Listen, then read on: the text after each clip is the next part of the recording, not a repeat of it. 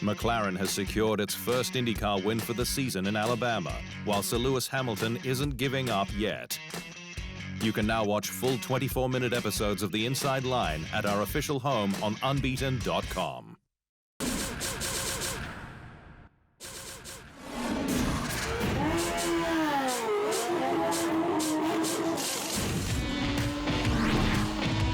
McLaren has kicked off its US Tour in style after Pato O'Ward stormed to the team's first IndyCar win for 2022 at last Sunday's Alabama Grand Prix at Barber Motorsports Park in Birmingham. O'Ward, who tested McLaren's MCL 35M F1 car at last year's Abu Dhabi end-of-season test, started second on the grid and stayed close with the leader, Dutchman Rinus VeeKay, for most of the race, before making his move for P1 around the outside of Turn 5 on lap 62 of 90. And it was a lead he retained all the way to the checkered flag. It was so tough to follow just because it's such a fast and flowing circuit, so I knew if I would have the opportunity, it would have been right then and there. So I got on my button and got around him into 5, and you know, I knew if we would get into clean air, we could kind of control the thing. So once we did that, it was, cruise to victory lane. O'Ward is IndyCar's third winner in 4 races, with the young Mexican's eyes locked on a future F1 seat. Sir Lewis Hamilton has seemingly addressed swirling rumors he's set to retire from the sport in the near future, with the Brits stating he'll be the one to decide when he hangs up his helmet. Hamilton has struggled to race Mercedes W13, with the car known for its extreme porpoising, and the 37-year-old lapped en route to 13th at Imola, his lowest placing since last year's Azerbaijan Grand Prix. But while certain pundits have suggested that Hamilton has had enough, the 7-time F1 world champion has since posted an update on social media to indicate he hasn't. "Working on my masterpiece. I'll be the one to decide when it's finished," he wrote on Instagram. Hamilton is just one world title away from beating Michael Schumacher's record, which would make him the most successful driver of all time. Mercedes says that it will test upgrades out as early as the next round in Miami to work out if it's moving in the right direction to correct the W13's extreme porpoising issues.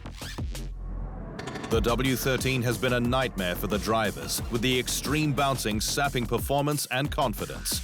But while lots of hard work is being done back at base, the squad is yet to validate it on track.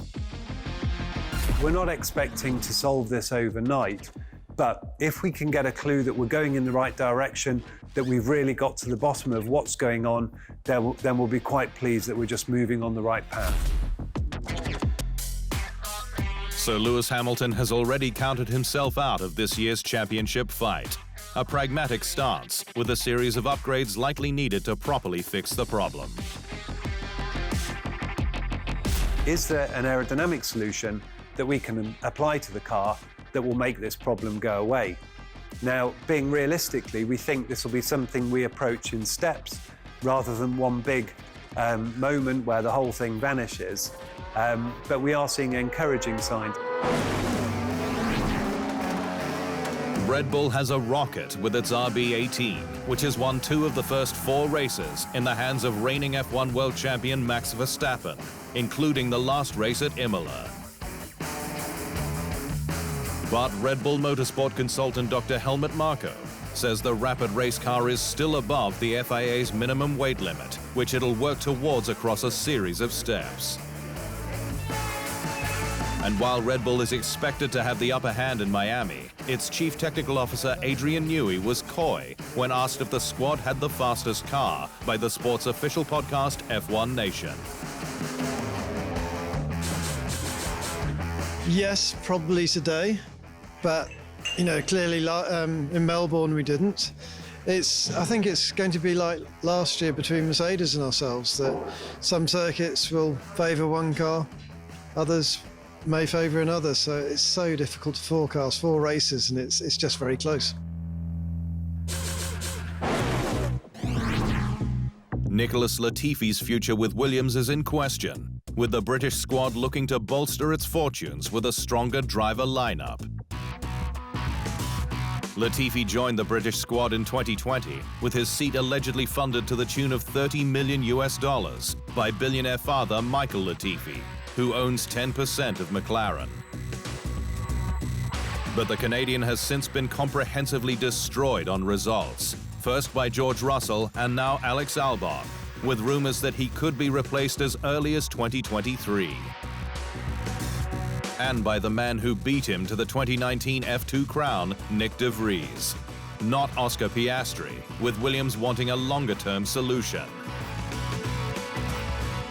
Latifi scored points twice last year, his first in F1, but it's been a tougher campaign this year with crashes in Saudi Arabia and Australia in getting to grips with the ground effects car. Yeah, it was definitely a nice little motivation boost. And yeah, we kind of got to work hard to get back to those ways. I think we're unfortunately starting further off than we probably were relatively in pace last year. I mean, for me, that's clear to see based off how the testing went and how the first race has gone. But again, there'll be completely different tracks now coming up on the calendar, which hopefully, we can learn a bit more about the car in the meantime. Over to McLaren, where Daniel Ricciardo's seat may not be safe either, with rumors the struggling Australian could be replaced as early as 2023.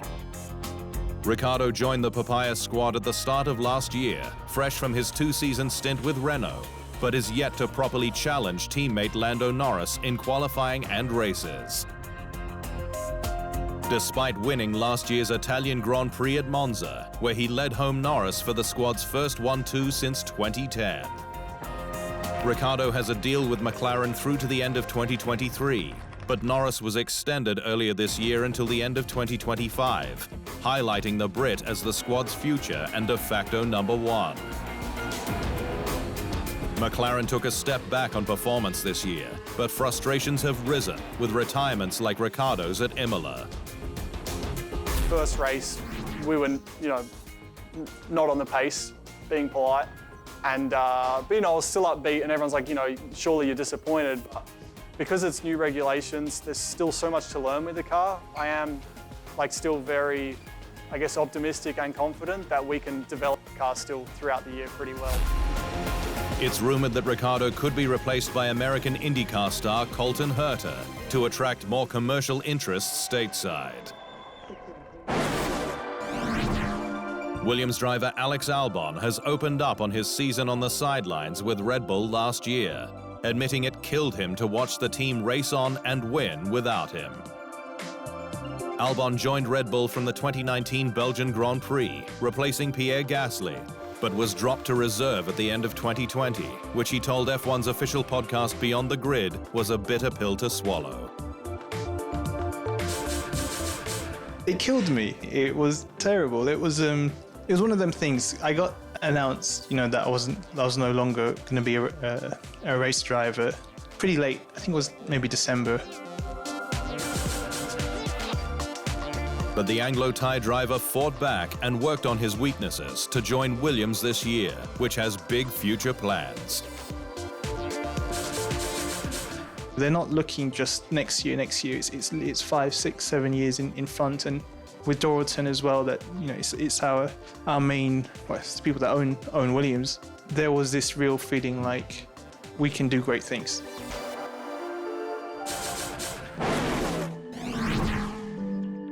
F1's sprint qualifying has had its fair amount of detractors, with Mercedes' George Russell saying the races need to be about 50% longer for the tyre degradation needed for better battles. But while the Brit also admitted he's not a major fan of the new format, no one expected governing body the FIA to be a roadblock in F1's push for more sprint sessions in 2023. F1 and the teams have already agreed to doubling the number of sprints next year to 6, but it's understood that the FIA wants more money to add the sessions, given additional resources needed in scrutineering and parc fermé to police the competition. While supporting the principle of an increased number of sprint events, The FIA is still evaluating the impact of this proposal on its trackside operations and personnel, and will provide its feedback to the Commission, said the FIA statement.